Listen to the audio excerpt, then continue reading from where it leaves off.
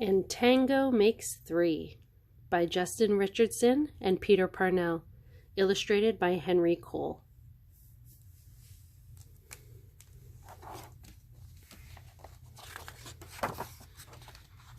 And Tango Makes Three.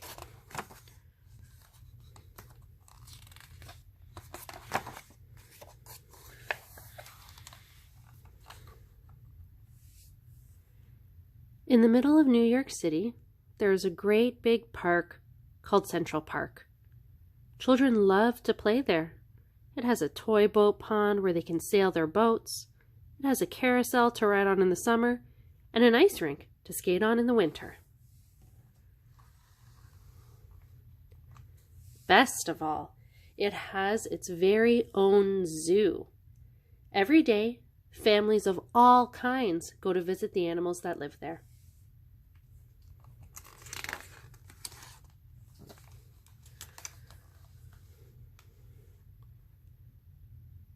But children and their parents aren't the only families at the zoo. The animals make families of their own.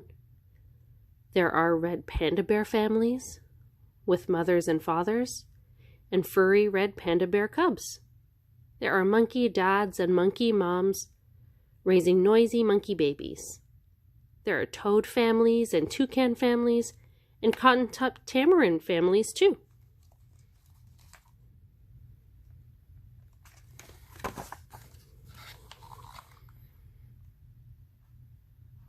And in the penguin house, there are penguin families. Every year at the very same time, the girl penguins start noticing the boy penguins, and the boy penguins start noticing the girls. When the right girl and the right boy find each other, they become a couple.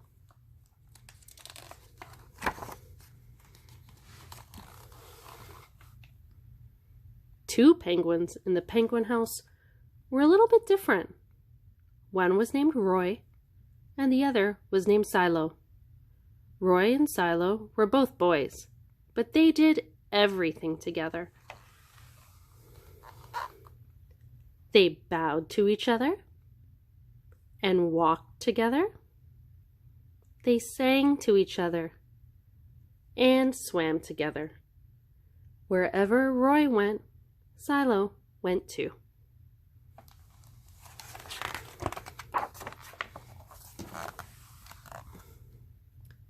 They didn't spend much time with the girl penguins, and the girl penguins didn't spend much time with them. Instead, Roy and Silo wound their necks around each other. Their keeper, Mr. Gramsay, noticed the two penguins and thought to himself, "They must be in love." Roy and Silo watched how the other penguins made a home, so they built a nest of stones for themselves. Every night, Roy and Silo slept there together, just like the other penguin couples.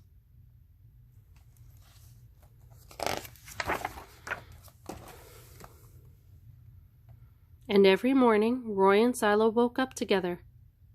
But one day, Roy and Silo saw that the other couples could do something they could not.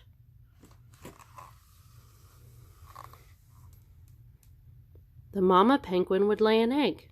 She and the papa penguin would take turns keeping the egg warm until finally it would hatch, and there would be a baby penguin.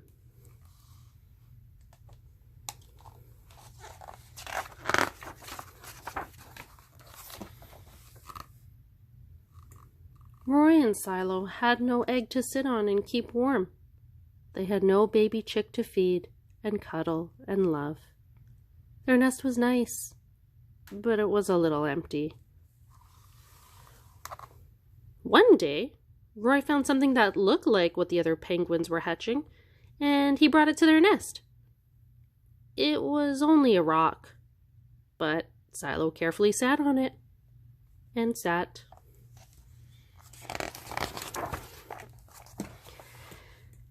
And sat. When Silo got sleepy, he slept.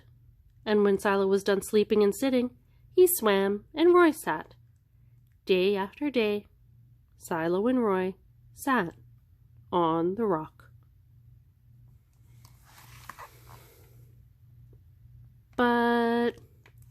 nothing happened.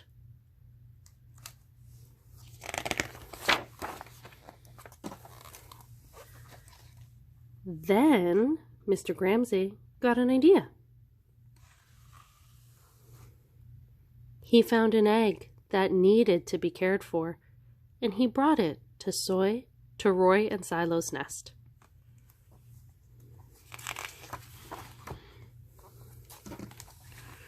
Roy and Silo knew just what to do.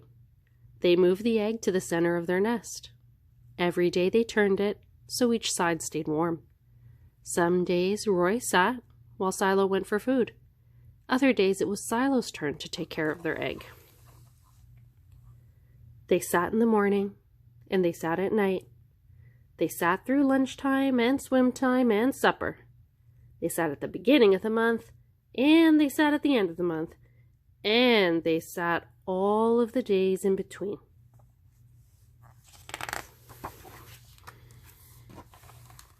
Until one day, they heard a sound coming from inside their egg. Beep, beep, beep, beep, it said.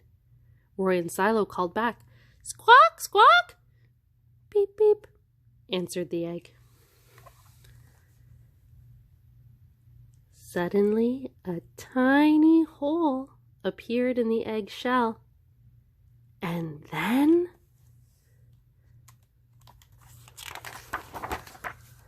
crack! Out came their very own baby. She had fuzzy white feathers and a funny black beak. Now Roy and Silo were fathers. We'll call her Tango, Mr. Gramsci decided, because it takes two to make a tango. Roy and Silo taught Tango how to sing for them when she was hungry. They fed her food from their beaks. They snuggled her in their nest at night. Tango was the very first penguin in the zoo to have two daddies.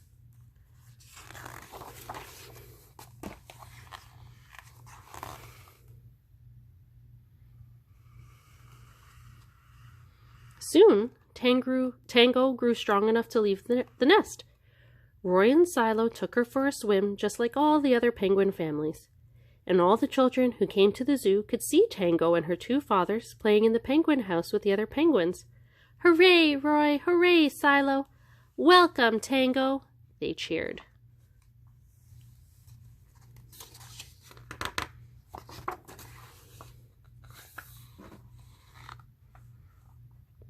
At night, the three penguins returned to their nest. There they snuggled together, and like all the other penguins in the penguin house, and all the other animals in the zoo, and all the families in the big city around them, they went to sleep.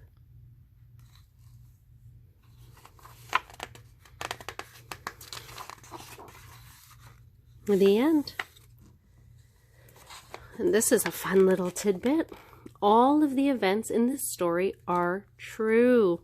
Roy and Silo are called chinstrap penguins because of the delicate line of black feathers that loops under their beaks as if to hold a hat in place. After years of living side by side in the Central Park Zoo, they discovered each other in 1998, and they've been a couple ever since.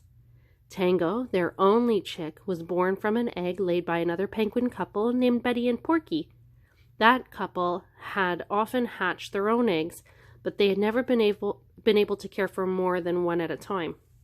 In 2000, when Betty laid 2 fertile eggs, Rob Gramsci decided to give Roy, Silo, and one of those eggs a chance to become a family. If you go to the Central Park Zoo, you can see Tango and her parents splashing about in the penguin house, along with their friends, including Nipper, Squawk, Charlie, Wasabi, and Pee-wee. There are 42 chinstrap penguins in the Central Park Zoo and over 10 million chinstraps in the world. But there is only one Tango.